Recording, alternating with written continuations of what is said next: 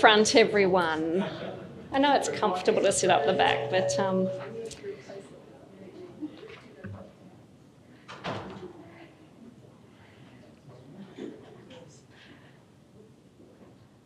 look, absolutely thrilled. Oh, that sounds a bit echoey, guys. Thrilled that you could join us here in person at what is always a busy time of year. So really grateful that both you could come to Albert Facey House, or I think we've got over 60 joining us online from across Perth and all over the state and some interstate. So welcome to the second Audit Committee Chair Forum of the year, and including some GTE chairs also joining us, state and local government sector. So this is an important opportunity for us to get together, reflect on a few important things related to public governance, share insights, and that's why I'm so particularly thrilled to welcome Alan Piper here today. Look, I'll just acknowledge that we are meeting on Wajak Noongar Budja and on the banks of the beautiful Derbil Yerrigan. And we have today an opportunity to hear from Alan, who had one of the biggest Audit Committee chair jobs in the state. Before that, Director General of the Department of Justice, amongst other things. So he's not afraid of a challenge. And that's what he's needed at Department of Local Government, Sports and Cultural Industries. I will let Alan tell you a lot about the journey that he has been on leading that particular organisation, because really he's needed to both be that change leader, facilitator, and I would dare say executive coach, which is what he does in other aspects. And so he's going to share his insights on really working closely with the Director General, who we were just speaking earlier, is outstanding in laney chopping. But in a general sense, what's required to really get traction and momentum on some significant control issues, turn entities around and, really sort of be that voice of wise counsel and determined steering to help them respond well to challenges. So, Alan, I'm grateful that you've come to share your insights. We'll have a few minutes for questions after Alan gives his insights, and then I'll talk to you about the state sector audit season. So, over to you, Alan. Thanks, Carolyn. Look, Carolyn said to me before we started something that I couldn't say because I have my own perspective in the organisation. Apparently, we were the worst organisation in government in terms of audit outcomes at the beginning of this journey. There you go, there was a nod. That was a yes, right? So that means that this journey has been longish because change takes time. And it has been tough in some ways, with lots to be achieved, because we were going from deeply embedded difficult issues, right? So the audit stuff we were dealing with was not that somebody wasn't putting the right water in the water cooler or something like that. We were talking about procurement, we're talking about IT, we're talking about payroll, we're talking about financial controls. So stuff that's right at the heart of how we all do the business, right? And some of the stuff that we were talking about just wasn't overnight fix. Add to that what was an immature internal audit framework. In fact, very, very little in the department in internal audit. I was kind of the number one recruit by the former DG. To chair as an independent chair, but there was no, if you like, residual internal capacity for internal audit, not really. But also a culture of avoidance, resistance, and almost aggression. I can remember once being told that a senior middle manager had decided that they were going to tear strips off the Auditor General because they got it wrong. To which I was deeply horrified because, in fact, it wasn't correct, but it was also inappropriate behaviour, right? added to that a culture of weak risk management. So when you looked at the risk register, there were whole parts of the organisation missing. And I remember talking to one of the deputy DGs who had made an art form out of getting nothing on the risk register, right? So, because if it's not there, then you can't see it. If you can't see it, then no one's going to ask you to fix it. So, so that gives you a sense. Now, I wouldn't want to say that there were no good people working hard. That's not true.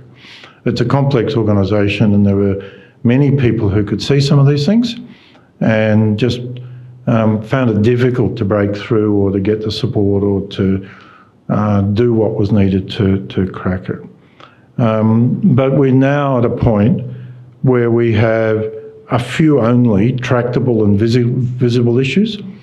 We're not perfect, and in fact, I'm sure some of you are going to say, you mean you've got 2 qualifications? We would die if we had 2 qualifications. All right? We've come from 5, and the 2 that we've got, one is procedural, and in fact it's a power balance issue that's going to evaporate. The other one is accessible, right? So we're happy. So I suspect we're one of the few organisations that's happy with that situation. We've got a really good, robust internal audit process with good people, good governance, good process, good clarity, good reporting, good communication, and a really good and evolving risk management framework. Right? So that's where we've come from and to, and that's what I want to talk about, is kind of what that journey feels like and how you get there. But just so that you feel, now you're allowed to laugh if you really want to, or you just chuckle a little bit. This is our journey, right? So, I mean, interestingly, you've got your qualifications. I'd have to say, and not all qualifications are equal, in the sense that from inside audit and risk, we were seeing it getting more approachable, and we were kind of sending out smoke signals for a better result the year before that we didn't get, but we were close, and that crystallised in the last audit.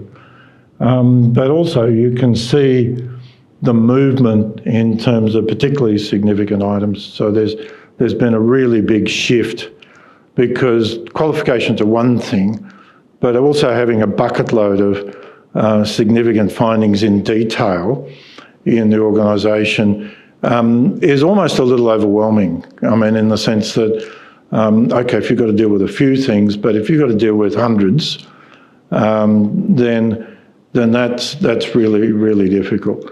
But also a lot of internal audit, because internal audit didn't stop. It was also creating findings. So at the beginning of all this, there's almost an overwhelming list of things that need to be fixed, and not a good agreement around process as to how that goes. But we've gone from around about 45 findings per year down to about 28. Number of significance has dropped a lot. So this is a really, really good news story, right? I mean, there's daylight in this, and it's been very, very hard won.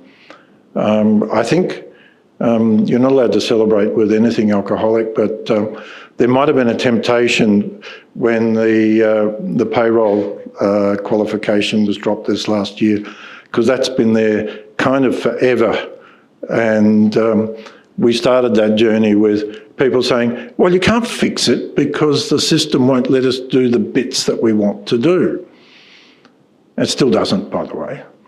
Right, and part of the story in there is that management rolled their sleeves up and said, okay, what are our compensating controls? What quick and dirties can we do? What monthly lists can we create? Who do we talk to when it doesn't look right? How do we round up the troops and get an approach to that? Right? So the big story in here, as much as anything else, has been not only the shift in and support for a better internal audit management structure and framework, but a partnership with executive and senior management in the organisation. Deputy DGs come to the audit committee, and they don't just come and sit there. They come and they say, look, well, one of two things sometimes. I mean, this is where we've got to and we want to talk about it. Well, we've actually been doing some work on this and we want to bring that as well. All right, so a much more mature relationship. DG reports to corporate executive, or has reported to corporate executive on audit, finding, clearance at each corporate executive. It's part of a report that we spent a lot of time getting clean, getting to the point where it made sense. And then the DG and deputy DGs are asking the questions. The senior management are coming and saying, look, that's where it's at. And if it's not moving, then they get the pleasure of coming to Audit and Risk Committee and talking about it, which they love deeply. So it's a different world, right, in that sense. And I'd have to say we've had a big culture shift, but there's been a lot of work. I mean, it's easy to feel as though audit is kind of an add-on, right? That, okay, my real job is paying this or doing that or issuing grants or assessing this or whatever it is, right? And audit is a little bit in the way. I mean, it's on the edge. But as you've seen potentially through this, it's also a bit of a mirror of what's happening in the management of the organisation. So some of the cultural issues that were impacting how well audit was going were issues that were actually in the day-to-day management as well. Right? So those same attitudes around sorting out pays and some of those sorts of things affect day-to-day, right? They don't just affect your audit findings. Setting up an independent Audit and Risk Committee has been a big step. The previous DG sought me out and said, look, can you come and do this? So that was kind of step one. And we've moved now to having a group of really good independents on our Audit and Risk Committee with different skills. One has got deep experience in government and is not afraid to speak up. Another one is a risk expert. Another one has got sort of legal and community background. But we're at a point where the independents have a voice and they do their job and they're not lecturing the department, adding value. So look, this is a perspective that you might not have heard. This is what I'm seeing. This is how it feels to me when I look at these papers, right? So that culture with operational management, and look, it was deeply embedded, not only having a go at the Auditor General stuff, which is kind of right out there, but one of the things we found in the early stages was that the way to make audit go away was to tell them stories. This is all fixed. And here's our report that says it's all fixed. Didn't feel right, so we went and checked. Oh, golly gosh. And right behind us checking was the Auditor General coming in and saying, actually, it's not fixed. So getting to the point where we are now, where there is visibility, an agreed process, and clarity about what's been done and evidence that supports it. Right? So not only does that support audit and risk, it supports management because they've got a bankable view of where things are at. And I think it also helps and supports the Auditor General because if they get to the point where they see that working and they can review the evidence that sits around that, then they're more likely to say, right, that feels okay. We'll test it, or based on what we're seeing, that doesn't feel quite right, but you're not having to re-prosecute the thing every time because you don't believe what's going on, right? So that's been really, really strong. Significant change and improvement. I mean, I wouldn't want people to go away and underestimate actually the amount of lifting and shifting that's gone on. It's fine for us to say, yes, we've got a beautifully crafted independent audit and risk committee, but ultimately the people at the working executive management level have had to roll their sleeves up and get in and sort it out. So payroll got sorted at the point that they got a highly competent payroll team in, and people who been there, done that, knew what they were talking about, knew what good payroll looked like, and went in and fixed it with credibility, with project lists and tasks and a story that says, this feels like this at the moment, we're going to do this until we get it to here. And I mean, that's been the difference. Now, that's not audit and risk, right? That's executive management. That's people day in, day out, changing focus and approach and not giving up until the jolly thing goes away. You know, compliance with the TIs on procurement, another good example. I mean, I won't name names, but there's one executive who used to keep a naughty list. And people who, when he did the sums on it, didn't feel right, he went and saw them personally and said, your section, division, branch is doing this. What's going on? How do we fix it? All right? Way, way more powerful. And that's not us, all right? That's not audit and risk. Now, we made that visible. We made sure that it was accounted for. We made sure that the world knew that that was happening. We gave great encouragement and all the rest of it, but it wasn't us.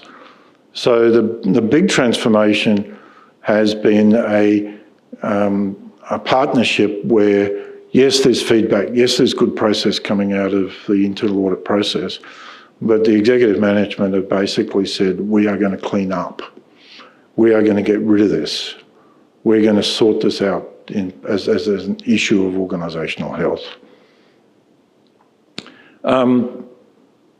And just as a side comment, if I heard the word that audit is in a mess because of MOG once, I think if I had $10 for it, I'd be retired 10 years ago, right?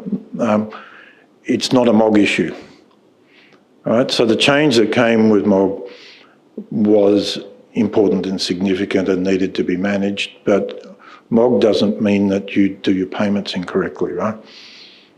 There's nothing in the MOG agenda that says, okay, you now have permission not to comply with the TI, right? A lot of these things were not MOG. So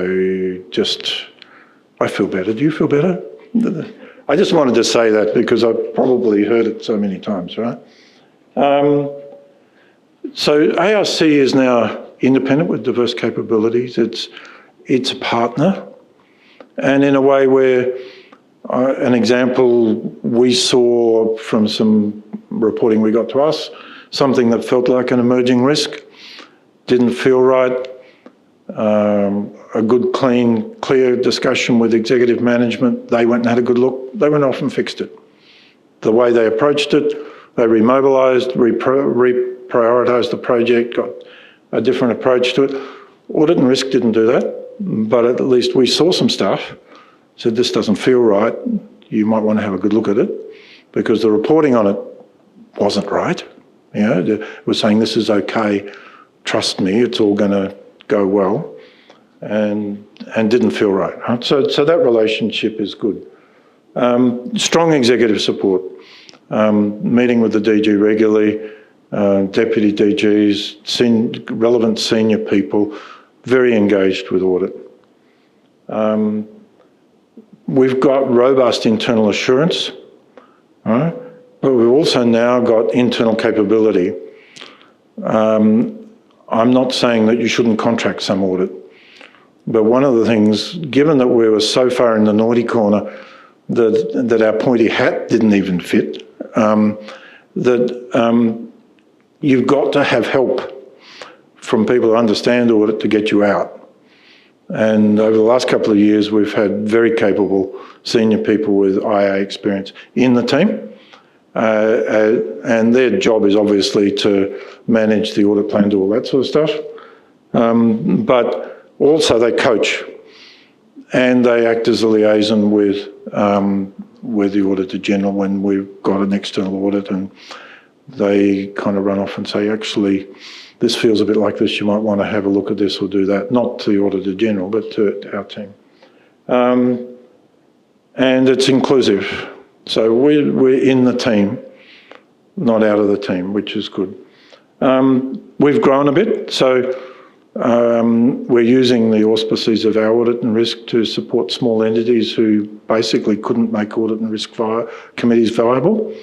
And also we're working together with the associated cultural entities more, sharing much more of what we're doing and having the two-way discussion about what matters and what we're at and what we're seeing. So it really is an alliance that's gone really well.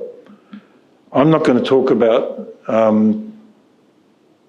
oops, did I miss one? I'm not going to talk about the lines of defence, but all those three lines need to know who they are, where they fit and where it works. I guess my final comment is, it's a bit like painting the Sydney Harbour Bridge, right? You're never finished. So, you know, there's no point to sit there and say, oh, wow, okay, that's good. We can all go home now. I mean, cyber risk is a really good example. Whatever you thought it was 2 years ago, it's not there anymore. Occ health and safety is another one. You know, you can add the list, you've got your own lists of things. But so it's something that needs to be watched, cared for, and not allowed to go backwards, basically. I mean, if you get to a point where you've got good process, you need to maintain it, honour it, and make it work. And know and understand where internal audit fits, and everyone understands where you fit and respects that. And that's the same with the Auditor General as well. That it's important that internal audit doesn't think it's going to become management. And it certainly shouldn't be telling management what to do. Maybe a robust discussion about risk and issues, but not telling them what to do. So that's really, really important. I'm going to leave it there because I think I've gone over a little bit, but it's probably more fruitful just to get some questions to see what you guys think and what you're seeing and feeling.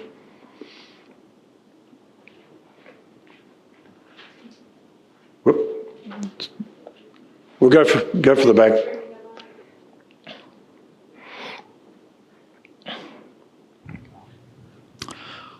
Thanks. That was interesting, and I recognised that journey. Interesting is a curse, you know that, don't you? I know. So I hope you don't feel cursed by my presentation. No, that's fine. Darryl Jones, Cemeteries Board. Tell me about the journey in terms of how it impacted your people, because there's obviously some people who seized upon this as an opportunity for improvement, and others who were quite confronted by it, and they have to change the way they do things. I think you've got to answer that in three ways. Every organisation has people who are working at the front line, who are living in a process that they kind of can't control completely, right? Because that's their job. Now they can contribute through culture and being proactive and all that sort of stuff. A lot of those people, I think, have been frustrated along the way. As it's cleared up, of course, their job becomes clearer. The most impacted group is the senior middle management group, because they've got a day job. It's an organisation that's not sitting still. And I'd be honest with you, there's been some stayers and some leavers. So there has been some turnover in that group, which I think always happens when an organisation, happens naturally anyway, but it happens when an organisation's under pressure. Third group is the executive. The executive are very time poor, huge amount on their plate, a lot of responsibility, working long hours. For them to do what they do, which is 4 or 5 times a year, they come for 3.5 hours fully briefed, read all the papers and contribute, and also proactively on the side briefings and stuff, fully engaged, is a huge commitment and a big shift. So it has been a significant change, but it affects those groups differently, yeah? Does that answer you? Yeah, that's pretty much what I expected. Thanks.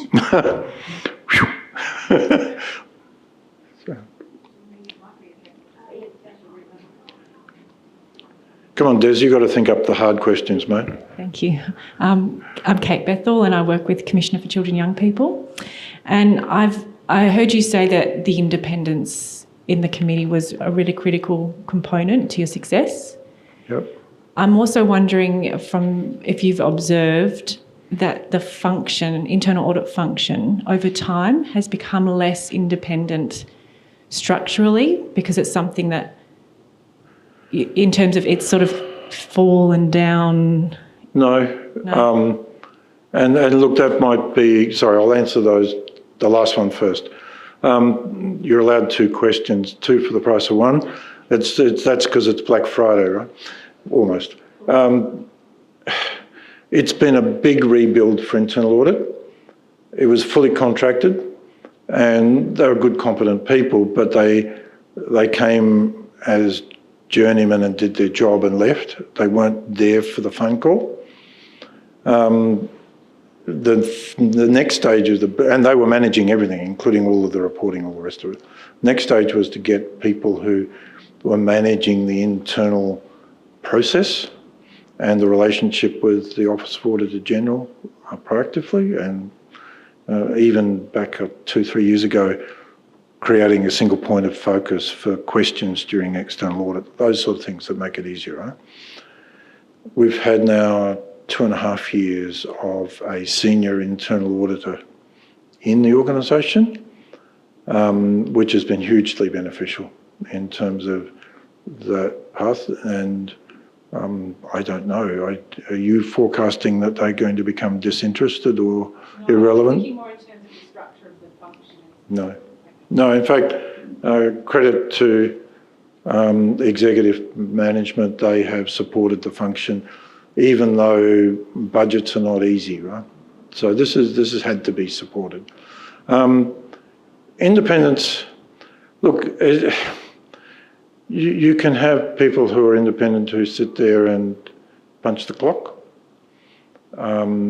We've had and selected people who have a voice. Deliberately. One in particular who's well known to most people in the room, who's I think on 6 audit committees. You couldn't shut him up if you wanted to, right? I mean, so that and it's not always us. He knows the IAG people really well, and he was having a little bit of a, what did you really mean about that? In one of our meetings, you know, so he speaks up, right? And he sits in the middle and he's not shy, but he's incredibly well informed.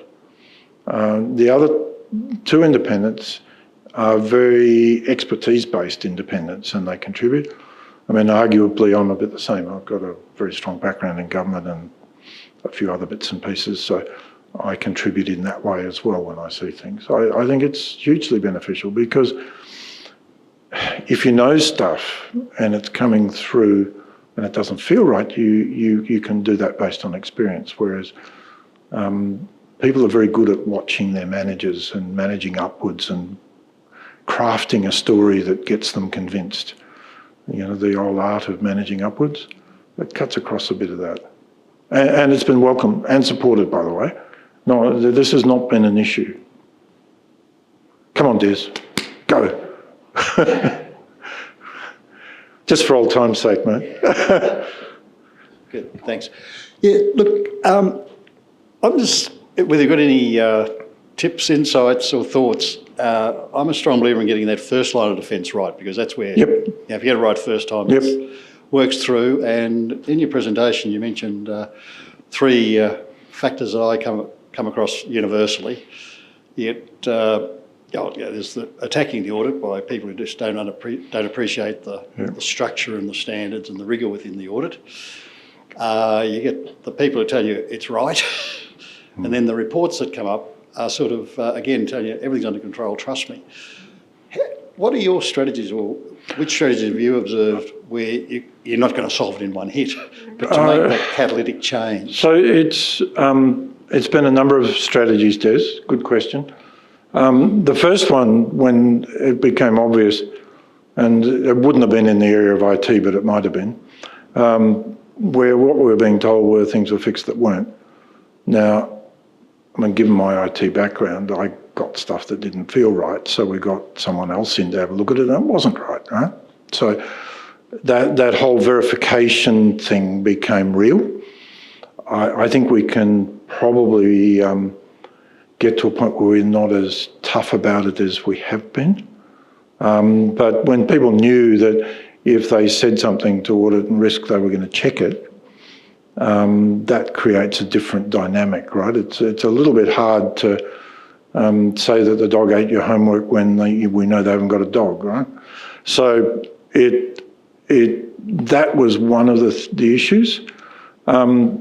I think the dialogue with senior executive management about not telling them what to do, but what good looks like, and getting them to the point where, if you like, the outcomes of what a successful audit outcome would be were clear. Now, I have to say that some of the people who come into the department know that well anyway because of their background, so it has been an easier discussion from that point of view.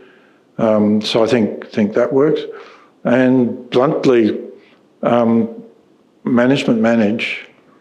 We've got a very strong relationship with the DG and the senior executive in the organisation, and we have a very honest chat about what's going on when there's something on the table, and they deal with it, not us. I mean, it's not, all right? And then people get the message, if you want to create storybooks, do it for someone else, not for audit. Right?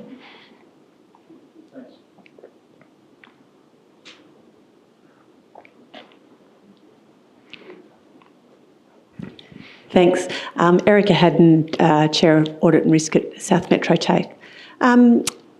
My question, I think you've sort of partially answered it with Des, but when you went from 45 and then finally down to sort of only 28 or so, was that because they had been saying, it's corrected, and then audit comes through and says, no, it's not? Or was it actually just that you got this sort of expertise in the last 12 months and just went through and smashed it out? Absolutely not.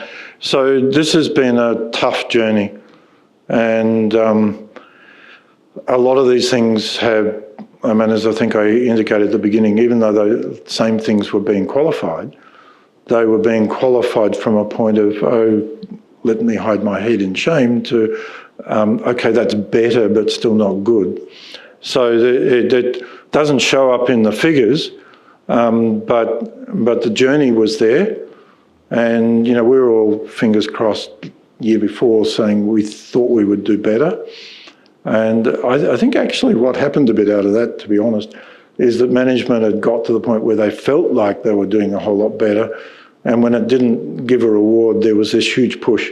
I mean, we're not going to get caught like that again. So, look, it's down to culture, motivation, but these are deeply embedded things, I mean, the people who are working on payroll, they worked nearly 18 months to clean it up, because their project list was 30, 40 items that they were working on. Until they got through those and it was clean, so it was a project all by itself. So no, there wasn't a kind of a tipping point or a new audit team it was just finally, if you like, the last brick in a dividend for a lot of hard work. Yeah. We have an online question. We have an online question from Mr. George Arich from City of Vincent. how would one measure their success as an audit and risk committee chair from an outcome perspective? I'll show you the slide again. Look, I think it's multifaceted and complex like anything, right? So one measure is the extent to which you have reduced, sorted out, worked with the organisation to get a better overall audit result. But being candid, I think for me anyway, there's only one measure that really matters. We work to support the DG as accountable authority. We're independent, but we're about assisting the organisation to grow and develop and have organisational health. And the feedback I get from the DG as to whether she is happy, comfortable with what we're doing, and I do ask the question, is the thing that matters. And ultimately, I think that's the test also of your relationship with the organisation. And if you haven't got that right, then it's not working. Yeah.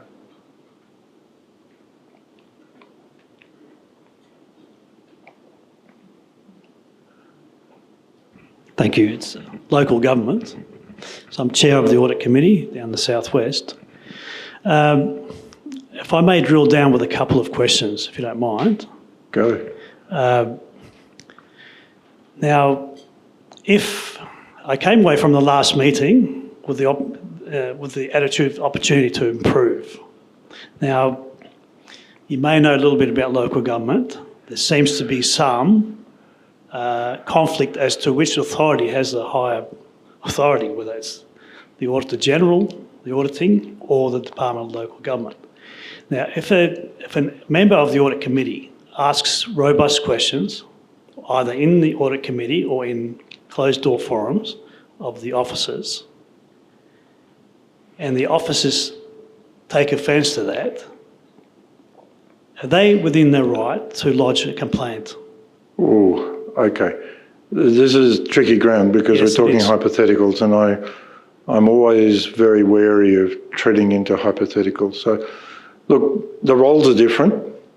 People may confuse them, but the statutory role of the Office of Auditor General is about the things that are published in the annual report, how the processes are going, the whole process of the audit framework.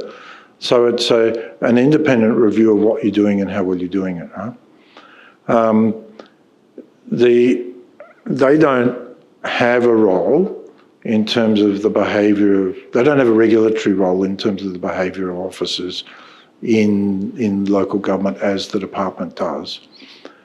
So there are some elements of how local government works where if the behaviour is unacceptable, then the department gets involved potentially. Now, that bit of it, to be really honest, I would not venture a comment on, but you're not going to get that sort of regulatory response from the Auditor General. It's not their job, right? So for that bit of it as to whether it's okay to complain, you need quietly to talk to someone out of local government.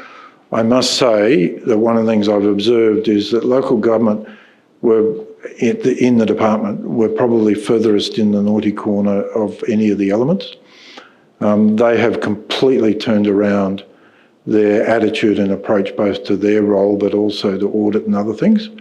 Much more proactive, much more helpful, much more in the mode of trying to resolve things for people. So I wouldn't be afraid of asking them, to be honest, from what I'm seeing. So the other two questions. One is access to the internal auditor. Again, it could be generic. Not the regulations, but the guidelines, the Auditor General's guidelines, seems to allow access to an internal auditor. The Department of Local Government guidelines does say it's desirable for the internal auditor to have direct access to the audit committee. Now, what if a CEO does not allow that? Okay, we're getting very specific here. My only comment is audit committee is about overseeing risk and audit and the quality of audit. I would find it interesting and difficult to understand how you could do an internal audit without some access to the audit committee. And certainly I've never experienced it. There's never been any question in our world that is strong and focused. In fact, we manage the internal audit, to be honest. Right? So I've run out. Probably add something. Yeah, please do. And the local government amendment bill was passed yesterday in the upper house here, and Minister Beasley, as Minister, has put out a statement with some of the key highlights. And audit, risk and improvement committees have had their role widened in certain things, and I think behind that is going to be some guidance around some of those interactions, trying to make them a little healthier. But Alan, before you disappear, I won't be giving you a bottle of wine. We don't do that here. We don't give gifts like that, sadly, to our wonderful speakers. Sparkling water, yeah, well, that might be all you get, and a piece of cake or a nibble of cheese. That was outstanding, Alan. Thank you. Your insights, literally, it has been so impressive to watch what you have led there, obviously with Lainey and Liam and their teams. And, you know, the people who've come to join that department are really wanting to be part of positive change and see, you know, so they're bringing good skills, but they're also bringing an attitude of goodwill and determination to make things work. And as you say, it's a big team effort. I love what you said about the, you know, your one outcome as DG to support the DG in growing organisational health. And if I reflect on certain things and where I've seen that really positive turnaround, it's where there is acknowledgement of a crisis, where you know that it's a reform gig that everyone's signing up to. And that can be easier than sometimes circumstances changing, things drifting, and people not quite sure why things aren't working, and there's a sudden realisation one day or frustration, and not that common drive, common understanding, acceptance and drive to fix it. So having a reform job gives you that clearer purpose, and you certainly haven't wasted it. Being the worst is a motivation. Yes, and I'll talk about who is. Why don't you take a seat, Alan? And I will talk about another improvement this year. And look, I just hope we can crack open the bubbly next year and get rid of those last two quals, because metaphorically, of course, because it really will be exciting. I know the determination, and as Alan said, you know, you don't. Sometimes a huge amount of work has gone into improving control weaknesses. And we've on occasion tried to modify the wording in our audit opinion to be able to acknowledge that the issue was only for these months of the year. But because our audit reports are set by standards, the format, and our technical people are so good at making us abide by the auditing standards, we can't actually say that we can't modify it too much. But look, once we can lift those, it really will be an outstanding story, you know, nailed in the ground. And I've got another graph to show you all that I'm going to call it a trend and momentum that looks a bit like that DLGSC story in parts of the sector. But let me whip through some things, and there may also be some questions at the end to reflect on both the information that Alan has shared as well as what I'm going to walk you through. This is the state sector results. We wrapped up the state sector, all but 11 of the 149 entities by end of September by and large. And the last 11 entities are cemetery board certifications and a few agreed upon procedures, so I'm not worried about those. So our state sector's done. I'm sharing you results, which I don't normally do before Parliament, before I table in Parliament, so I say they're preliminary results, and I am doing this in the state's interest. So I'm not breaching the Auditor General Act. This is about sharing public governance insights and all working together. So the big donut there, 88% of audit opinions issued on time. That's a massive achievement. 2 years ago, it was only 64%. So jointly, the sector was in worse shape in 2 years, and we weren't keeping up, and I would say we were in worse shape in focusing on that deadline. There's a zero there in the middle. Adverse opinions, probably a bit too small for you to read, but that's 0 adverse opinions. So last year, actually, DPIRD was in the naughty corner with an adverse opinion. So if you've got 3 opinions, there is a qualification. It's all good except for this, this and this, and that's where DLGSC had 4 control qualifications, because we give that separate opinion in the state sector, and they had one qualification on an item in their financial statements. DPIRD had 5 control qualifications, and when you're getting down to 5 different things, it's all good except for this, this, this, this and this. There's actually not enough good to say that it's all good except for, it becomes an adverse opinion, so controls were not sufficiently adequate. That was the first time ever the office has issued an adverse opinion on controls, to my understanding, and Des, I think I checked with you at the time, didn't we, when we did that? It was pretty drastic. Anyway, really pleased to say that with the determination that Heather Brayford and the DG of DPIRD and her team there really turned around this year, that it was so exciting to lift that adverse opinion that we did a joint signing of her signing the financial statements, me signing the audit opinion side by side for the cameras. They've still got some work to do on certain issues there, but to lift that adverse opinion was really something great for both of us. Also pleased to say that we look to be meeting our KPI of issuing timely audit opinions for the sector within 68 days. So getting back to what Don Cunningham here led when he left the office. We've had a few disrupted years. We've had issues in the sector that meant that we weren't timely enough. The feedback from you guys has shown that you appreciate timely opinions. Surprise, surprise, because we're not looking backwards, we can look forwards. No one wants to stay in the past longer than they have to. This graph here shows, though, the audit readiness by state sector agencies. We had a peak. It was our best year in 2021 of the decade, where I think it's 78% is the small writing. There were provided to us within 20 days. And as that goes down and the red and the orange grows, that crunches us. That it puts pressure on the finance teams, all the other areas in the organisation that have to contribute to the audit process at the final year end, and it really crunches us. We have to employ more contractors or outsource more to firms, prices go up. There's a whole lot of factors there that impacts us. But look, we are determined to see that move next year to improve the green in terms of timely submission of accounts. So I'm asking for your help on that. This one is the exciting graph. You can see there was a peak of audit qualifications, 45 quals in 2022 across 25 entities. This is just the state sector, it's not local government. It's down by about a third. I'm calling that a trend, it's locked in, we're going to do even better next year. So, for DLGSC to have a target of zero qualifications, absolutely. For a large department of state with the resources and the importance of the functions, you want to see that. Across the whole sector, there'll always be agencies that stumble for various reasons.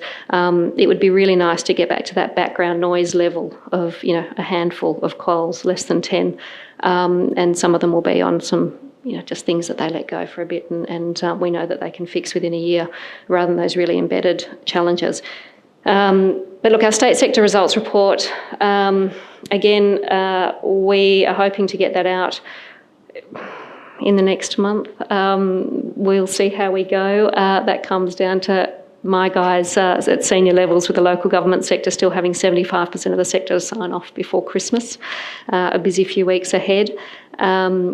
But the line to pay attention to on this slide is that purple line. That's the rate of unresolved prior year findings. Still too high at 42%. It reached a peak last year of 50%. Would be nice to get that down to 20%. We understand that you can't fix everything all the time across a whole sector, a big sector of almost 150 entities. Within 12 months, there's sequencing of things. There's certain critical path dependencies. So, getting it down to 1 in 5 rather than 1 in 2 that's still outstanding, and particularly if there's significant issues, that really exposes an entity to risk. So we need to get that down in future years too. But, I see a downtick. I'm hopeful of a trend. This graph here shows you audit, we call them audit differences. They're audit errors, things that our teams picked up between the set of financial statements you gave us and what was actually signed off on. So this year there were $1.4 billion in adjustments. Pretty much they would have all been material things that if the entity didn't adjust them, they would have had a qualified line item or category or worse. Down significantly from the prior year, but you can see 2 years ago that was a bit lower. But look, we're tracking this now. This is a new metric that we're tracking, and we think it's going to give some really good data over time about the quality of the financial statements that we're getting, a pretty, sort of headline level of information about capability in finance functions. I'll talk about that in a minute, because these quals really do link back to capability and capacity of finance functions in the sector. We also track the unadjusted audit differences, and that was still big, about $450 million this year, over 100 entities, but they weren't adjusted because they weren't material, or in some cases they were material, but we just agreed to call it with a qual because no one could actually work out what the figure was. It was going to take too long, and my guys sitting there trying to work through it with the entity, they just accepted a qual rather than have that. So that data is going to be interesting in years to come. But as I say, financial management capability is an issue in our sector, both state and local government sector. The public sector in Western Australia is crunched for skills everywhere.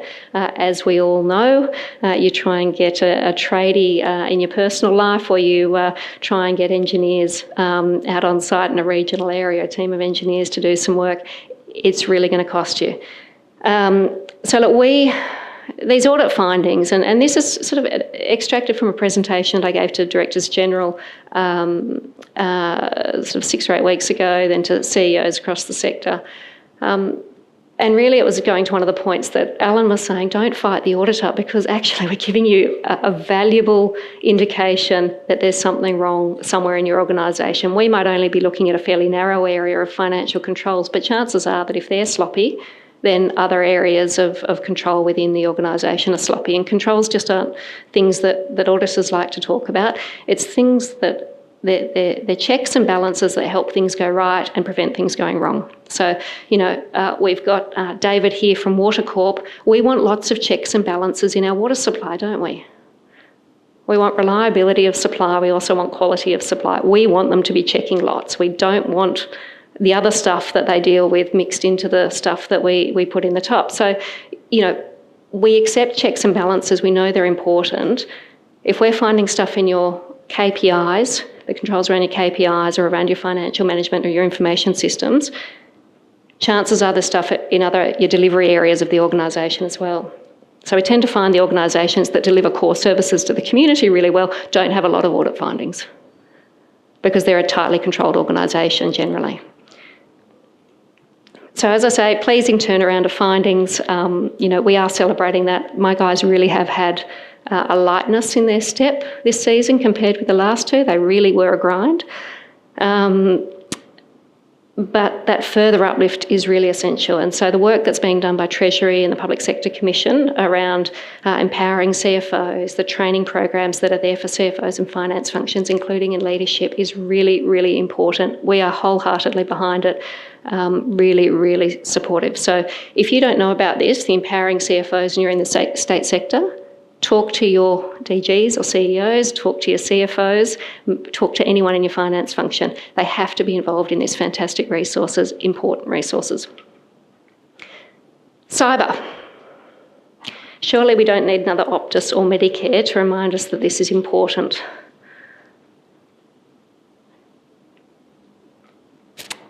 The escalating costs that you're seeing invested in your organisations, I would say this is the new baseline. There's legacy systems that are being replaced, there's necessary uplift, there's everyone getting on board with Essential 8 or equivalent, but the job is not nearly done. This is baseline level of ongoing investment and awareness for you guys, your executive. Keep on top of it. With AI, if you use it, make sure you know what's going into the black box, what's coming out of the black box, and as best you can, Unless it's a search function or something, make sure you know what's happening in that black box. Documentation, because if you're using it for core business functions or anything you give my guys around key performance indicator information, we have to audit it. And we don't want to qualify you because you're using a new exciting tool. There's all lots of other issues, obviously, there. Plagiarism, human creativity, a whole lot of other things there. But from an audit perspective, if you're using it, make sure you know why you're using it and what's going in, as I say, what's coming out, and also documenting what's happening to it. Something that came up this year quite extensively is land valuations and transfers.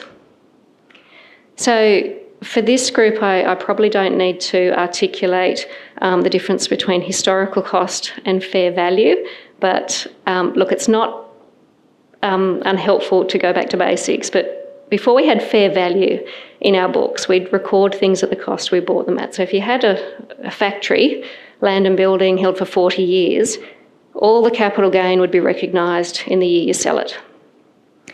Now, fair value brings in the matching principle so that, we try and value things in the statements at what it would be worth if it was sold today. That's the principle of it. You record the incremental movements in asset value over time.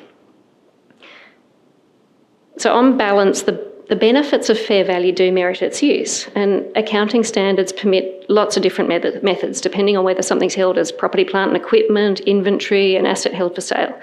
Whether you're valuing it at replacement cost, whether you're valuing it with or without restrictions, it can be very complex, and restrictions could be particular zoning and that sort of thing. For interest, Kings Park, protected by an Act of Parliament, we don't value it as waterfront residential property values. We value it as pastoral land. What you could get for it if you were grazing your cattle on it. So it's because it's not going to be sold off, we hope, for residential riverside land.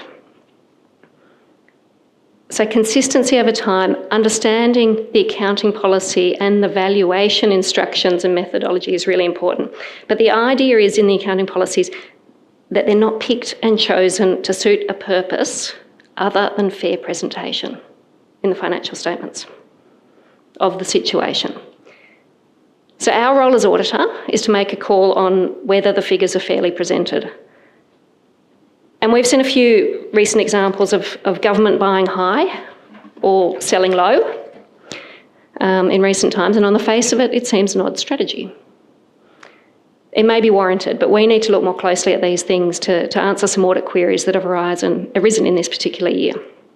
And another specific concern that we have is that if every time a parcel of land is transferred by, say, a government department to Development WA, for example, if it's written down to nearly nothing because of constraints, such as remediation is required, what does that mean if you're on the audit committee of an entity that's transferring land? What does that mean for the value in your books of the remaining assets?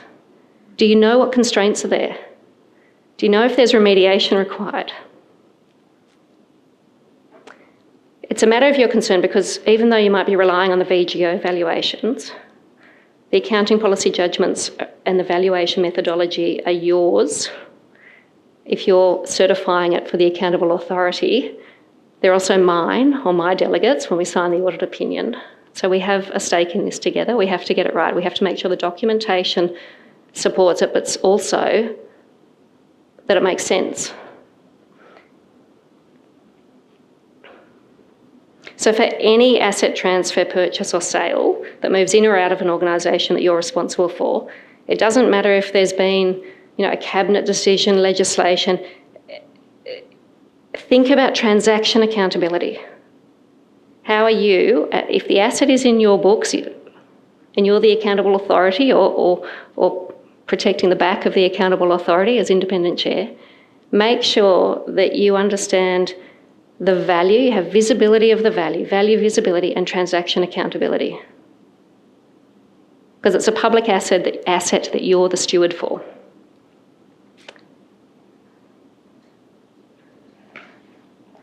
An example of this is Bentley 360. Housing Authority had Bentley 360 on its book for many years, 10 k's from town. It was valued in the books this last financial year at 53 million. It was transferred to Development WA at 2 point something million on the basis of an independent valuation. Now that's disclosed in Housing Authority's books and statements this year, as well as Dev WA's. What's interesting there, Dev WA does important work in bringing communities to the market. Was it overvalued in Housing Authority's books? And as I say, there's $11.5 billion of other housing assets there. Are they correctly valued? And Dev WA has to spend money on remediating it. There's a quarry and that sort of thing. But from the perspective of Housing Authority, when they said to us, oh yeah, we understand Dev WA and there's been a ministerial decision and everything, they have to ask more questions. So as audit committee chairs, if your CFOs aren't across those issues when there are big transactions like that are important, make sure they're asking the right questions, guide them, facilitate them, make sure they're asking the right questions. Because an issue like that held up the audit process quite significantly in those entities.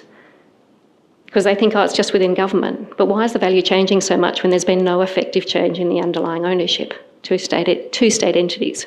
So we understand that some of those, the background for that, we understand those issues are difficult because they're one-off issues for your accountants or your CFO in your agency.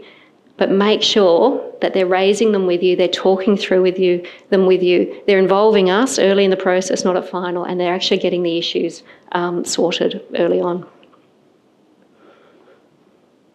This is another issue that's come up. And if you're in local government, you'll know that our fees have been a big point of contention. I've appeared before the Estimates Committee of the Parliament to answer questions about them, and rightly so. It was a healthy response to a letter that landed with the local government sector around indicative fees very late in the process after local governments had set their fees. And that timing really can't be excused. I can explain it from our perspective, but it was not good enough from the local government's perspective. And as you can see, there were big increases, 21% on average for local governments, 14% for state sector. And some of those are the result of a huge number of entities in the local government sector coming off contract, and we had to re-tender. And so essentially the market had said, well, we've got experience delivering these audits now, and this is what it costs. And so we've communicated with the sector. We've got an information sheet on our website. And the fact that we're still cheaper than our interstate counterparts for average local government audit fees, they've gone up a lot. Doesn't make the particular local government receiving our fees, I know that, doesn't make it any easier for them. But I want to assure every entity in the sector that I'm not happy that that our audit fees have gone up so much. Obviously we cost recover, we don't recover anymore. But, we're a price taker for professional services. So when there's been a public sector pay rise, we have to recover that from you in our fees, 12% over the next couple of years in the state sector, or for our guys, for our in-house auditors.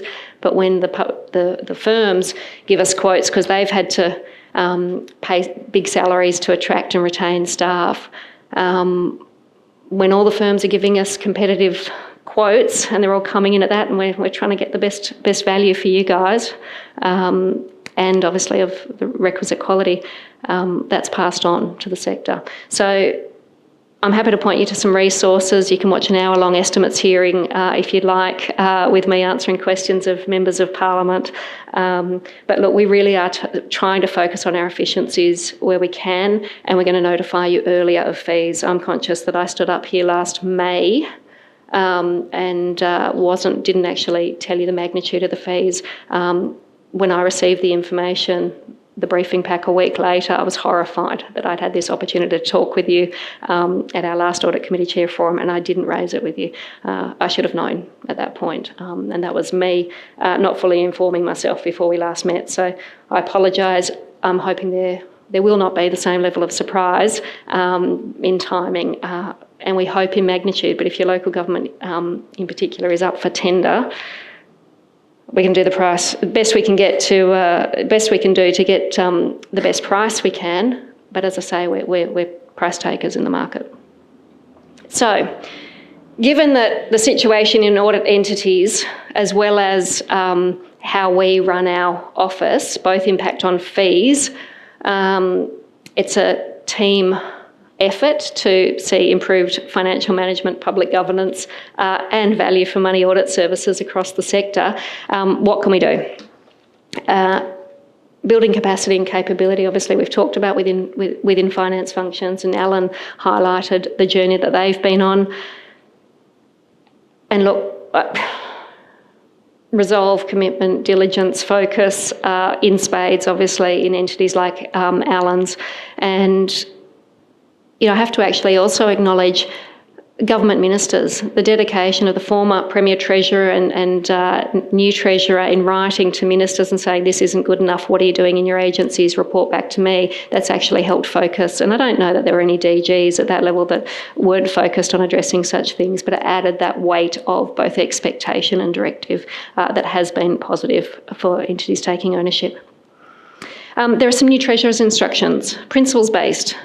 It's sort of 10 or 12 instead of 50 or 60 TIs. We're still going through the audit impact of that, even though they've technically come into effect from 1 July. Auditors like to look backwards, and we like to stay on top of we need to look backwards. We like to stay on top of what's coming, but just with the pace, we still haven't got to that. So that's something my technical guys are doing at the moment and into the new year, and we'll let the state entities know if there's any impact on audit process. But recognising that your implementation is not very far. But if you haven't been told about this from your finance teams, the new TIs, principles-based rather than rules-based, I think it's the financial administration bookcase blew out to about 800 pages. That included legislation. But the aim was to get it down to agencies having financial management manuals that had all the relevant controls specified based on these principles. And you'll know that when you get into discussions with people, it's a particular sort of characteristic of lawyers, very black and white, but when you get into discussions with people, they want to know which rule they've broken. And we often bring it back to, say, the objectives or principles of the Financial Management Act or the Public Sector Act or Public Sector Management Act, or we say, there's no rule specifically on how to do a bank rec. But if it doesn't achieve the purpose of a bank reconciliation, what's in your accounts versus the cash, that's poor financial management. It's basic control 101 for looking after the stuff that can go missing too easily. And so, use this as an opportunity, as I say, with your CFOs to really test whether they're on board with that capability uplift and thinking in terms of the important principles and how they apply the rules. Better practice guides. Please, please, please, please use them. We've got some great tools out there now.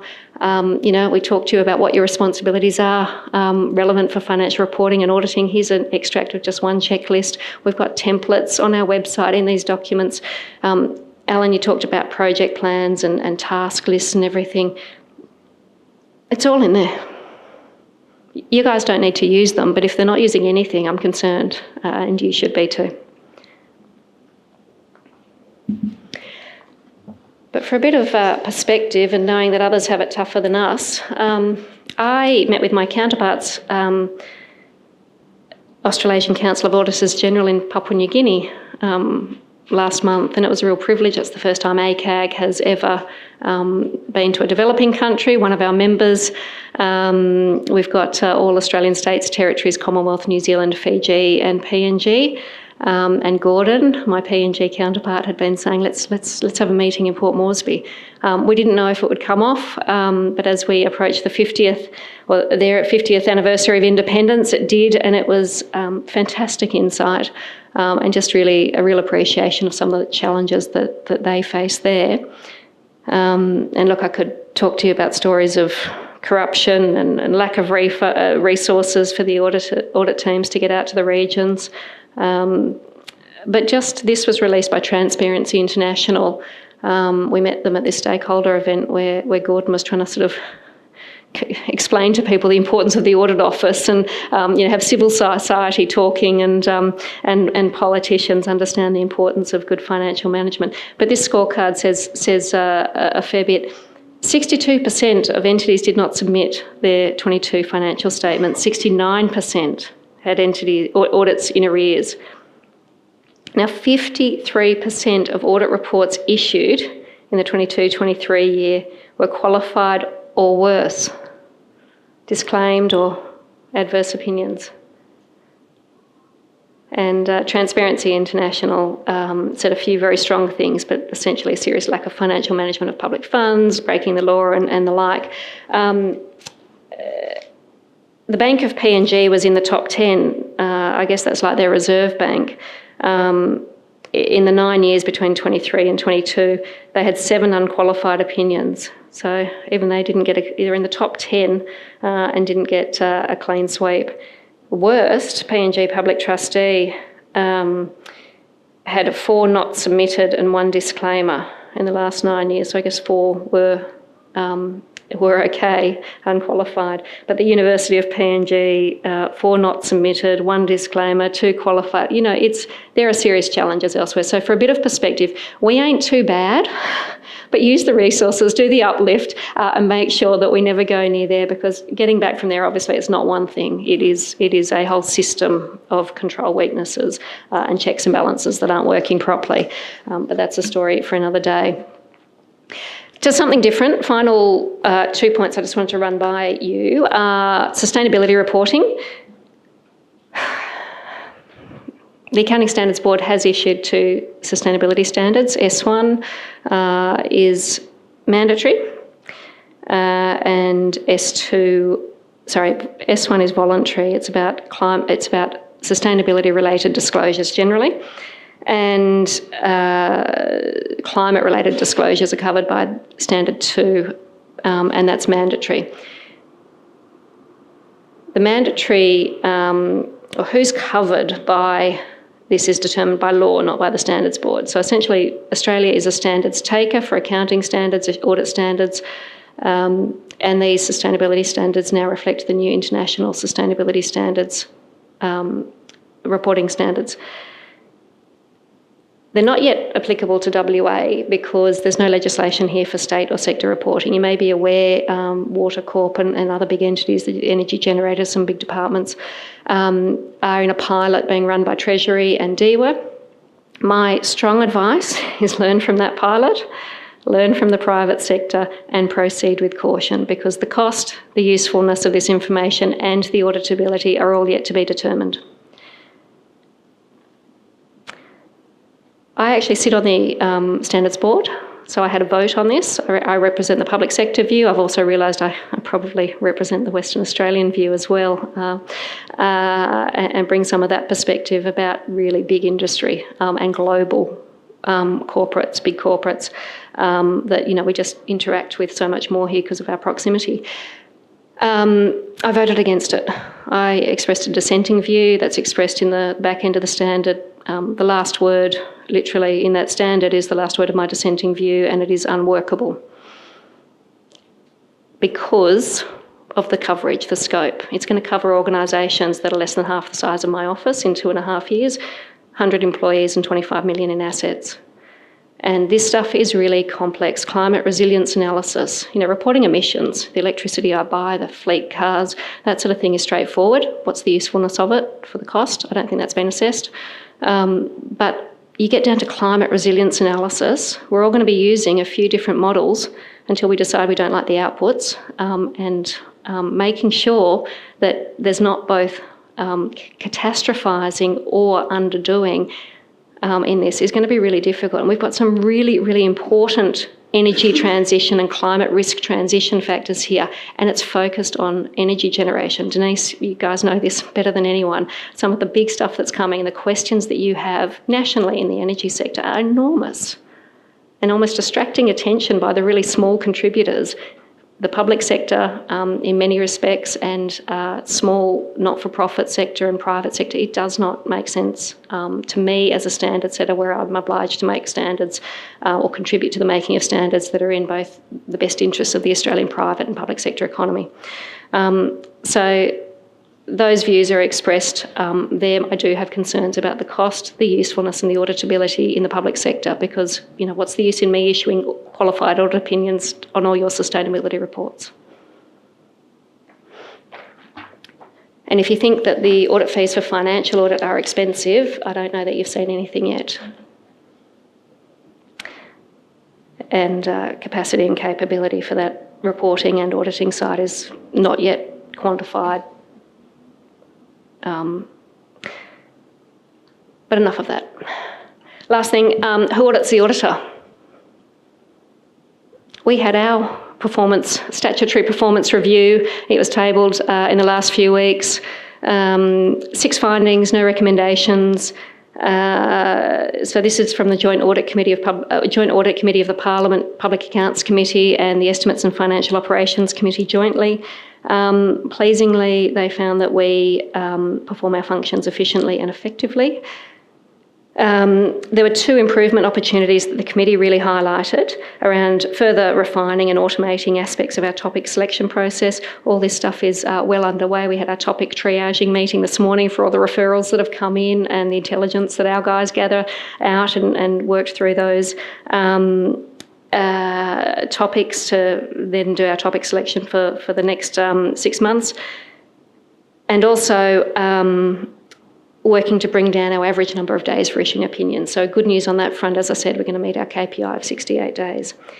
They also mentioned, they did touch on certain aspects around the AG Amendment Act that has passed both houses but not yet been proclaimed.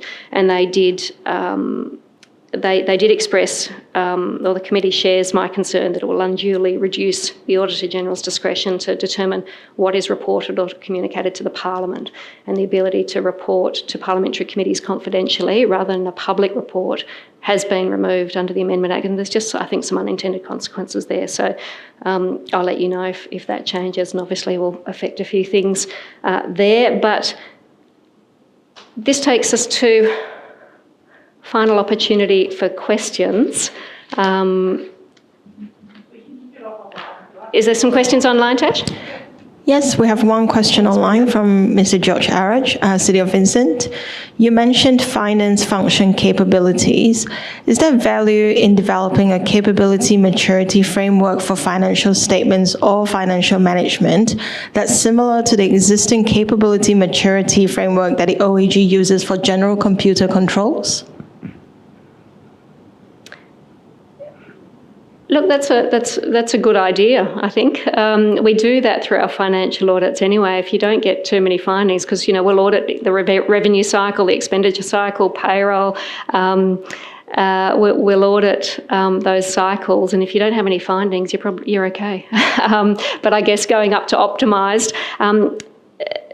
it's something that that's where I see the value of self-assessments in the first instance. It will add to audit costs if you want extra reporting from us, but that's something where that newly sort of re-energised and focused local government support and regulatory function within the Department of Local Government, is, I believe they're thinking about this stuff because and that's where I think that would most usefully start, guidance around that self-assessment and things. But yeah, that's certainly a great idea from have an aspirational extra reporting from the OAG and benchmarking that, or at least reporting it in the first instance. So I thank the member for their question.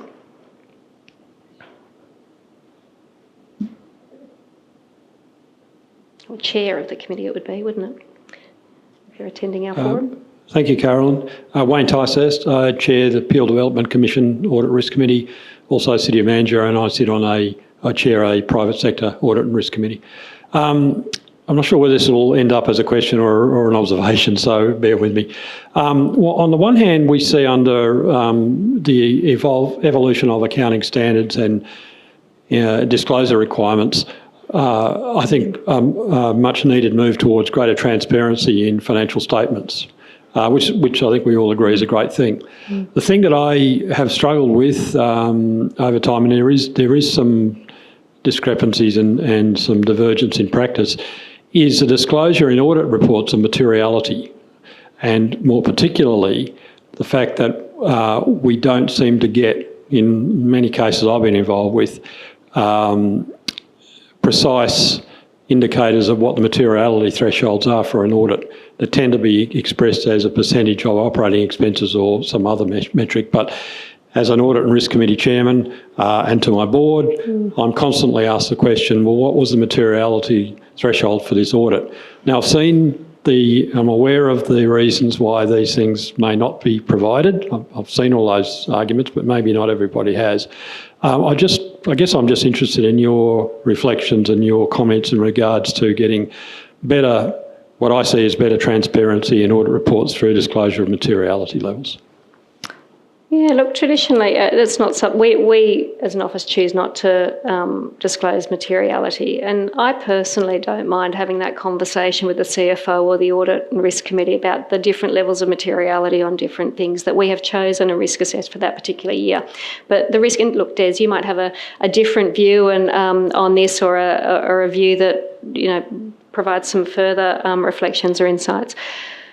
But one of the main reasons we don't do it, apart from auditors do like and need an element of surprise, and is that it can become too simplistic.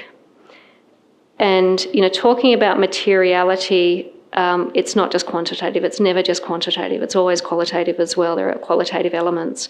And, you know, the team can set certain materiality thresholds through their risk assessment and for different areas of the statements and disclosures. But then there might be something that makes something more material at a point in time in an audit, because you discover a few other areas that are looking a bit concerning, or a particular issue comes across up sector-wide. So it's because it can be just too simplistic, and it almost can then be weaponised against the auditor to say, you know, the CFO says, yeah, but that's below your materiality threshold. And you say, yes, you can make judgments around what you're going to correct in the statements. I have to think about, I'm signing an opinion overall, and where I'm seeing patterns or risks, I'm not comfortable either having that not adjusted or having it adjusted. But what I always encourage is that discussion about why.